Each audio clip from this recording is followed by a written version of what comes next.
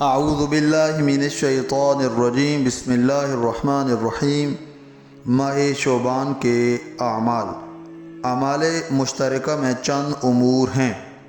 Number 1، ہر روز 70 مرتبہ کہے استغفر اللہ واسألہ التوبۃ، بخشش چاہتا ہوں اللہ سے اور توبہ کی توفیق مانگتا ہوں۔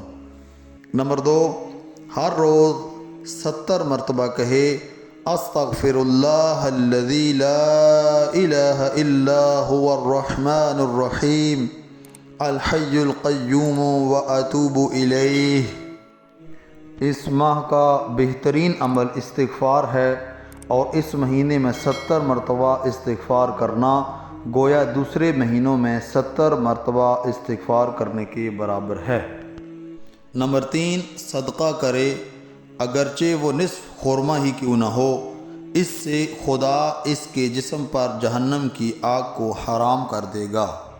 امام جعفر صادق علیہ السلام سے ماہ رجب کے روزے کے بارے میں پوچھا گیا تو آپ نے فرمایا تم شعبان کے روزے سے کیوں غافل ہو؟ راوی نے عرض کی فرزند رسول شعبان کے ایک روزے کا ثواب کس قدر ہے؟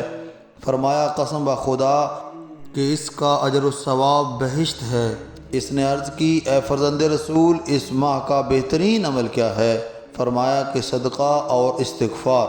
جو شخص ماہ شعبان میں صدقہ کرے پس خدا اس صدقے میں اس طرح اضافہ کرتا رہے گا جیسے تم لوگ اونٹنی کے بچے کو پال کر عظیم الجثہ اونٹ بنا دیتے ہو، چنانچہ یہ صدقہ قیامت کے روز احد پہاڑ کی مثل بڑھ چکا ہوگا۔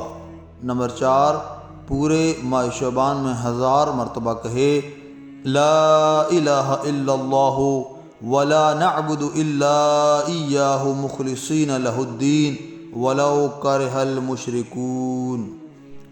اس ذکر کا بہت زیادہ ثواب ہے، جس میں سے ایک جز یہ ہے کہ جو شخص مقررہ تعداد میں یہ ذکر کرے گا اس کے نام اعمال میں 1000 سال کی عبادت کا ثواب لکھ دیا جائے گا۔